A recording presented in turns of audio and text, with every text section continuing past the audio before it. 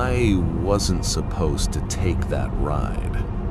It was 2:13 a.m. when I booked the Uber. I had just left a friend's house in a quiet suburb outside Chicago. My phone was at 9%, and I just wanted to get home. The app matched me with a driver named Daniel, 4.9 rating, 1,500 plus rides. Everything seemed normal, but the moment I stepped into the car, something felt off. The inside smelled weird, not like smoke or food, more like something rotten. I tried to ignore it. "Hey," I said, closing the door. No response. The driver didn't even look at me. He just nodded slightly and started driving. At first, I thought maybe he just wasn't talkative. Some drivers are like that. But then I noticed something strange. He wasn't following the route. My house was 15 minutes away, but he turned onto a completely different road. I think you missed a turn," I said. No response, not even a reaction. That's when I checked my phone. The map was still loading, no signal. Now I was starting to feel nervous. "Hello? Can you hear me?" Still nothing. The driver's eyes were locked straight ahead, not blinking, not moving, just staring. I looked at the rearview mirror, and that's when my stomach dropped. His face, I could barely see it in the darkness, but something wasn't right. His skin looked pale, too pale, and his mouth, it was slightly open, like he was trying to say something, but couldn't. "Stop the car," I said, louder this time. Nothing. I reached for the door handle. Locked. Now my heart was racing. "Stop the car!" I shouted.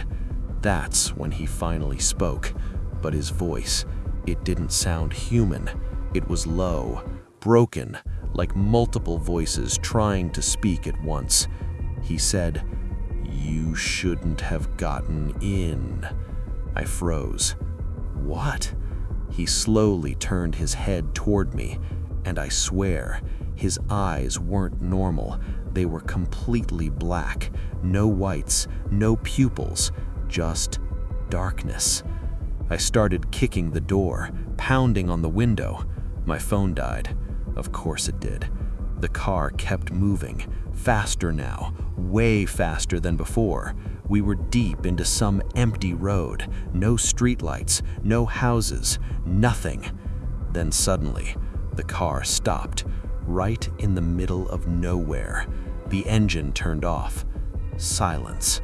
The driver slowly turned toward me again, smiling, a wide, unnatural smile. "Get out," he said. The doors unlocked. I didn't wait. I jumped out and ran. I didn't even look back. I just kept running until I saw lights, a gas station. I ran inside, shaking. The cashier looked at me like I was insane. I told him everything. He just stared at me, confused. Then he said something I'll never forget. "You're not the first." My blood went cold. What? He pointed to a newspaper clipping taped behind the counter. It was old, yellowed. "Local Uber driver missing, Daniel Harper. Last seen, 2019. I felt sick. That's him. That's my driver. The cashier slowly shook his head. That's impossible. I opened my Uber app, or at least I tried to. My ride history was gone. No record, no driver, nothing. I reported it the next day. Police didn't believe me, said I was probably drunk or confused. But here's the part that still keeps me up at night. 2 days later, my phone got a notification from Uber. Rate your recent trip with Daniel. I deleted the app. I never used Uber again. And sometimes, late at night, I still get notifications. Your driver is arriving. But I never booked a ride.